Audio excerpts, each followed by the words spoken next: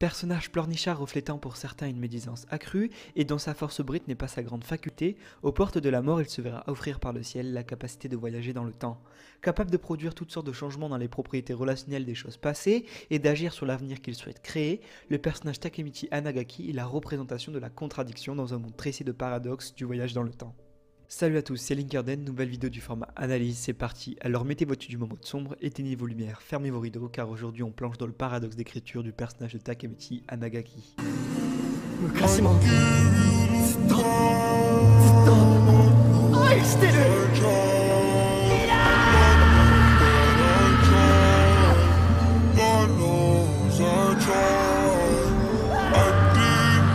絶対助けるから何度失敗しても何度でも君が助かる未来にたどり着くまで絶対折れねえから。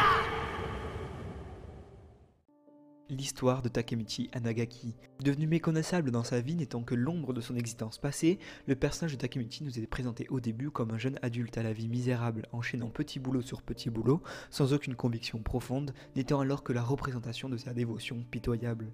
A ce stade de l'histoire, Takemichi nous est alors présenté comme l'inverse de tendance de prota de Shonen Spirit. Il n'a rien pour lui, pas d'objectif de vie, aucun trait d'écriture, montrant un aspect de volonté ou de but. Il se contente seulement d'exister, porté par sa condition de vie pitoyable. Mais un jour, survient un élément qui marquera profondément son existence. Grâce au ciel, il aura la possibilité de voyager dans le temps, dans un intervalle de 12 années. Prenant ce miracle comme une chance et une possibilité de revivre de meilleures années de sa vie, il se rendra très vite compte que le revisionnage du récit de ses plus belles années est en fait le visionnage de ses pires années de sa vie. Rien ne sert de transformer sa personnalité car elle finira toujours par nous trahir. C'est à ce moment précis que commence pour moi le véritable shonen spirit du personnage. Autant être réellement vu comme il le souhaiterait puisqu'il a cette chance exceptionnelle de pouvoir écrire son propre destin, étant donné que cette image qu'il aimerait construire n'est aucunement reconnue dans son ancienne vie. Ce déclic lui est venu lorsque ce dernier a aperçu la silhouette de son ancienne petite amie Hinata. Dans son désarroi existait encore cette fille qui avait la possibilité de le sauver, étant alors la manifestation de son existence future et la représentation de la possibilité pour Takemichi d'aspirer à une vie meilleure.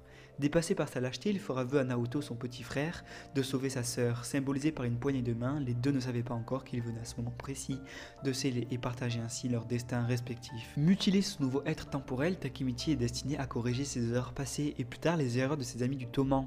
Tel un fidèle protecteur de sa propre existence, il combattra sa vie passée pour supprimer définitivement l'idée qu'il devait exister seulement comme on l'imposait d'être. Il est réduit à être le prisonnier temporel de ses existences multiples, n'ayant pas le temps de respirer, mais ayant uniquement le temps d'aspirer à sa vie idyllique. Le réel pouvoir de Takemichi Anagaki.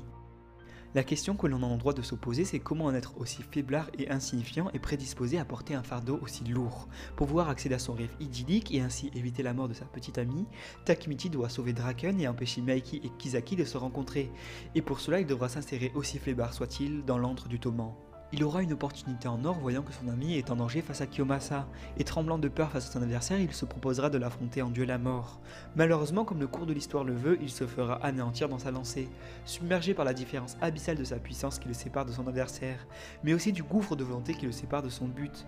Motivé par la seule soif d'accéder à son but, il continuera le combat, même si ce dernier est éperdument sûr du déséquilibre des forces en présence.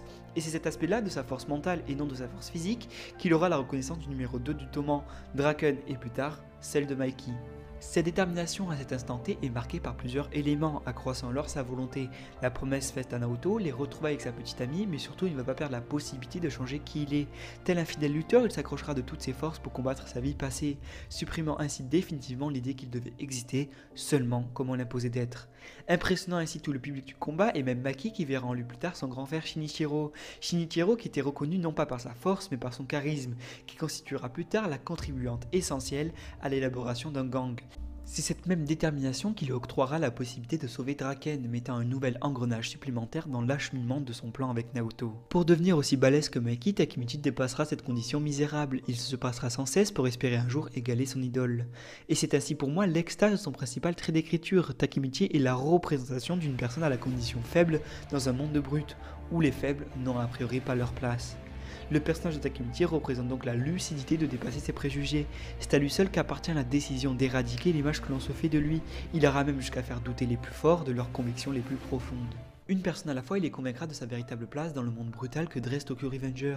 Et je n'invente rien, je ne fais que relater les faits. Naoto le premier reconnaîtra sa détermination et comptera sur ce dernier pour l'aider à sauver sa sœur. Draken et Mickey trouveront assez vite sa force mentale et caractérielle, et le numéro 2 du tournoi se dira même impressionné par ce dernier.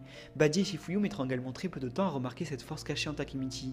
Shifuyu ira même jusqu'à devenir son bras droit pour l'épauler dans cette tâche. Et Badji, surpris par les efforts surhumains réalisés par Takemichi, ira dans son dernier souffle jusqu'à lui remercier et lui confier l'avenir du et la vie de Mikey. Akai, le vice-capitaine de la seconde division, séduit par les désirs et les sentiments de Takemichi, qui était aussi faible que lui dans une certaine mesure, mais plus confiant dans sa force physique, sera lui aussi envoûté par ses idéaux, de ce dernier dévoilant ainsi sa véritable force cachée. Car dans le monde de Tokyo Revenger, comme l'a précisé Mikey, la force physique n'est pas absolue. Ce qui compte, ce n'est pas gagner ses combats et être fort, l'essentiel c'est de gagner contre soi-même. Ce qui prime dans ce monde n'est pas la force physique, mais la force mentale, plus encore la force de caractère. Mikey, reconnaissant la force cachée de Takemichi, ira même jusqu'à lui demander de veiller sur lui, comme le faisait son grand frère, prouvant une nouvelle fois la jeunesse de la force cachée de Takemichi. Mais la force mentale et caractérielle de Takemichi ne s'arrête pas là. Sa jeunesse se trouve une nouvelle fois déplacée, il domine maintenant dans son combat contre Taiju, lui qui connu que la violence, que l'apprentissage des coups n'a pas pu venir à bout de la témérité de Takemichi. Même lorsque ce dernier lui amassa des coups dévastateurs, Takemichi était toujours debout à lui tenir tête. Dressant une nouvelle fois son combat contre l'extermination de sa véritable nature, Takemichi est la représentation d'un combat perpétuel envers lui-même.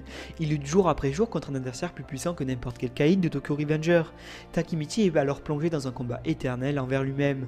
Son ennemi de toujours, Kisaki, ira même jusqu'à avouer qu'il a comme héros Takemichi, non pas pour sa force physique ou son charisme, mais pour sa force caractérielle. じゃあな、俺のヒーロー。 Et voilà, c'est la fin de cette première vidéo avec mon nouveau micro, j'espère qu'il vous a satisfait et que vous avez apprécié la vidéo. On se retrouve toujours le mercredi et le dimanche sur YouTube entre 18 et 21h pour une nouvelle vidéo, mais également sur Instagram où je poste 3 posts par semaine, le mercredi, le jeudi et le vendredi, sur des posts variés, des dossiers, des personnages, de l'analyse, tout ce que vous aimez. Bref, mon compte Instagram c'est Shinbun, je vous le mets en description avec mon TikTok. Je finirai sur un seul mot, épicé. It was the first time that I saw you. I'd never seen anything so perfect.